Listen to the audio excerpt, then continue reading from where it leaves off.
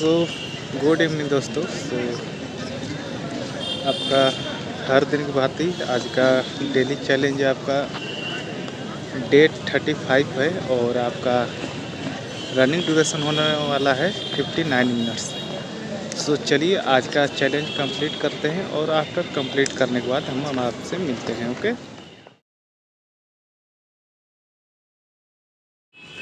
आज का डेली आपका इवनिंग रनिंग चैलेंज कंप्लीट हुआ और ये है मैनुअल हक के स्टेडियम का, ये है रक्षक हैं जो काफ़ी अच्छे से यहाँ का देख रेख करते हैं। जो भी बाहरी या अनजान लोग आते हैं उनसे, तो आप जानते हैं मैंने पहले बताया आज का डेली रनिंग चैलेंज आपका 35 डेज था और आपका ड्यूरेशन 59 मिनट्स। सो काफ़ी हर दिन की भांति आज का डे चैलेंज काफ़ी दिक्कत का सामना करना पड़ा, क्योंकि दिन प्रतिदिन आपका हवा शून्य होता जा रहा है, यानी हवा नहीं चल रहा है, जिसके कारण से रनिंग करने में काफ़ी दिक्कत का सामना करना पड़ रहा है। तो चलिए कोई दिक्कत नहीं है। और आपका जून मंथ में तो काफ़ी और दिक्कत का सामना करना पड़ेगा, क्योंकि वहाँ पे तो और मौसम ख़राब हुआ, क्योंकि यही तो गर्मी का मौसम है। मई जून जुलाई आपका 3 मंथ और है। तो चलिए जून से तो आपका 7 जून के बाद से तो आपका बिहार में कहे या इंडिया में कई राज्यों में आपका मानसून आ जाता है, तो कहीं कहीं बारिश होने लगती है और उसके बाद आप खेती का समय भी आ जाएगा, तो कोई दिक्कत नहीं।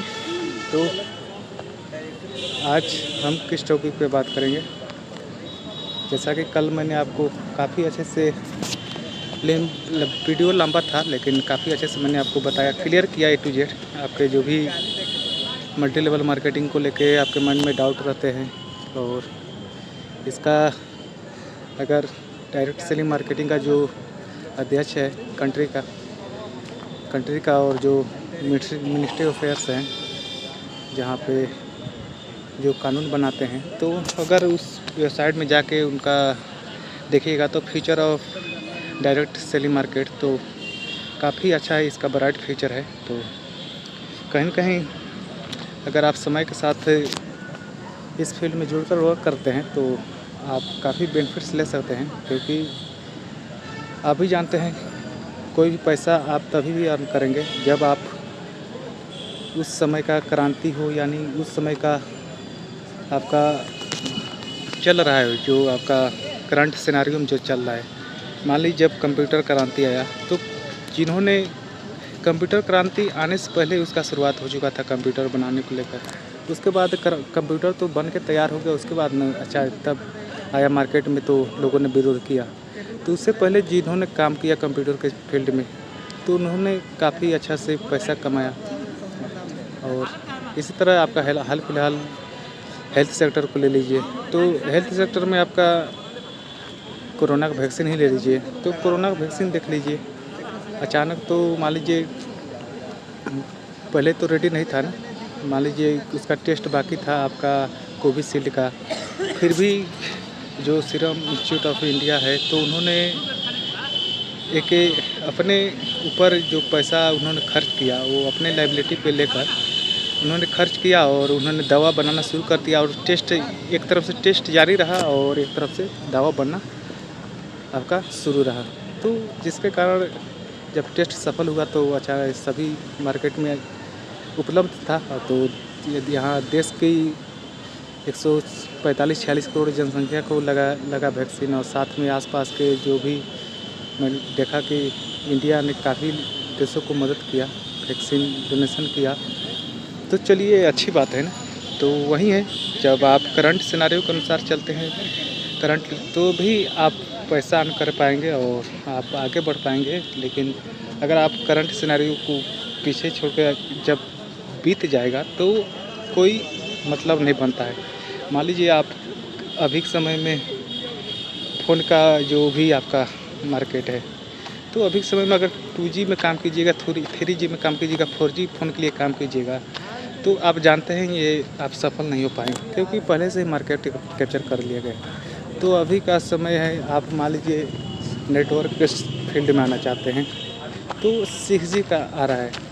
तो अगर आप 6G लाते हैं, डायरेक्ट 6G में काम करते हैं, तो सिंपल सी बात है, आपको बेनिफिट्स तो मिलेगा ना कि अगर सभी लोग 6G यूज करेंगे। जैसे कि इलोन मस्क डायरेक्ट स्टारलिंक के माध्यम से उन्होंने नेट प्रोवाइड करने का सपना देखा है, तो वो भी काम कर रहे हैं और कई देशों में उन्होंने प्रोवाइड किया है, तो अच्छी बात है।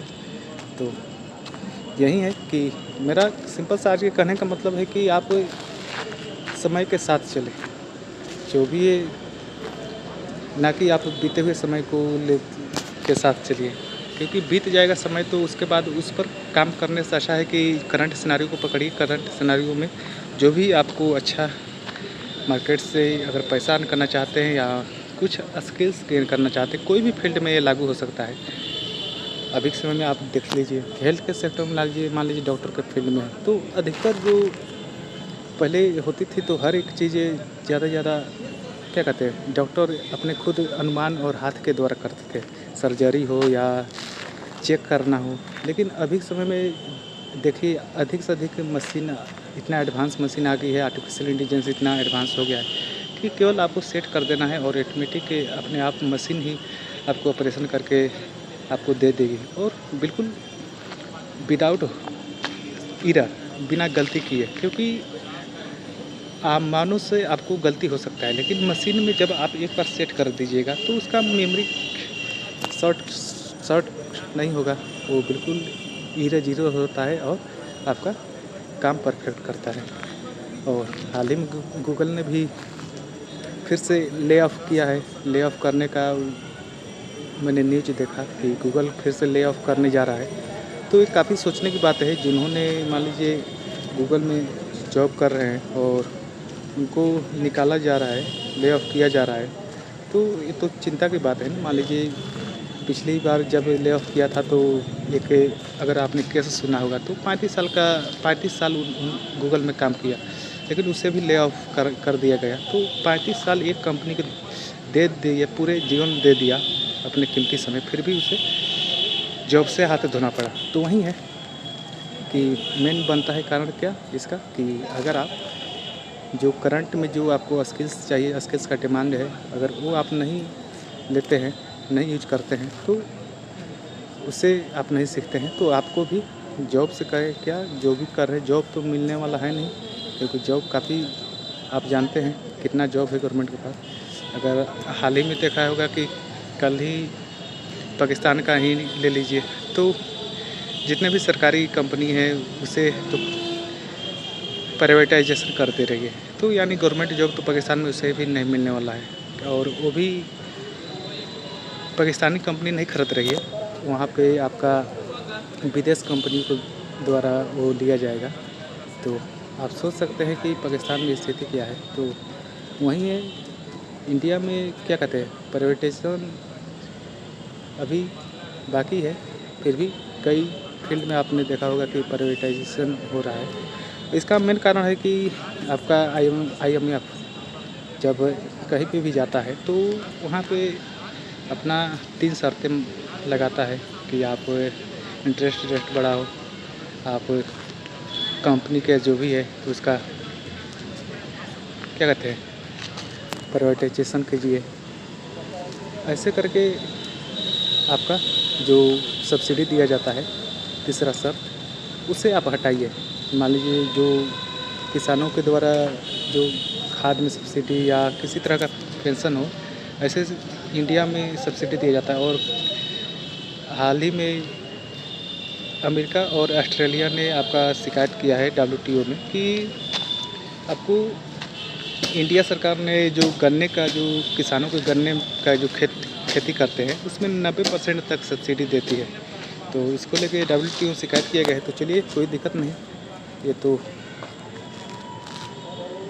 हमारी एक्सटर्नल अफेयर्स मिनिस्टर जयशंकर साहब जी संभाल लेंगे, उसका कोई दिक्कत नहीं, वो तो जैसा है चलता रहेगा। तो वही बात आप में आती है कि आप, मेरा सिंबल्स कहने का मतलब है कि आप करंट सिनेरियो का, जो भी मान लीजिए आप गवर्नमेंट जॉब की तैयारी कर रहे हैं, उसके साथ साथ आप करंट सिनेरियो का कुछ न कुछ आप एक्स्ट्रा नॉलेज रखिए, क्योंकि एक सोर्स ऑफ इनकम से अच्छा है कि कई सोर्स ऑफ इनकम आप जनरेट करें।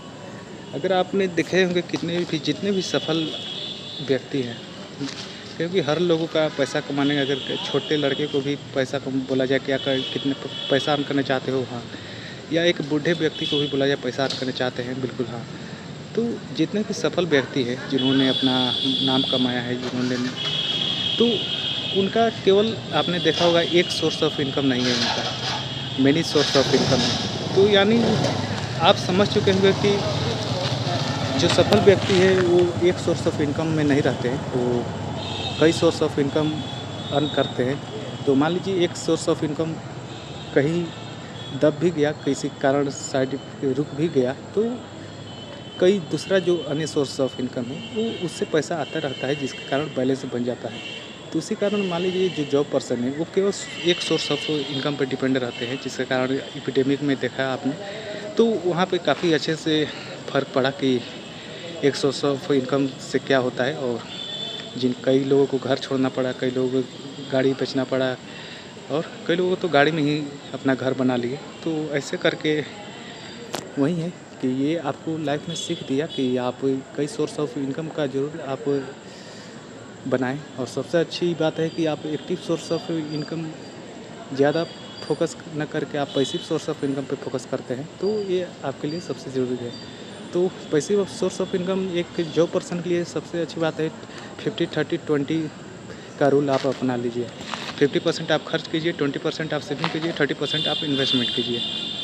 सो वहीं अगर ये आप रूल से अपना के हर मंथ ये 50-30-20 अप्लाई करते हैं, तो आप लाइफ में फाइनेंशियली फ्री भी हो सकते हैं और आपको आगे सोचना भी नहीं पड़ेगा।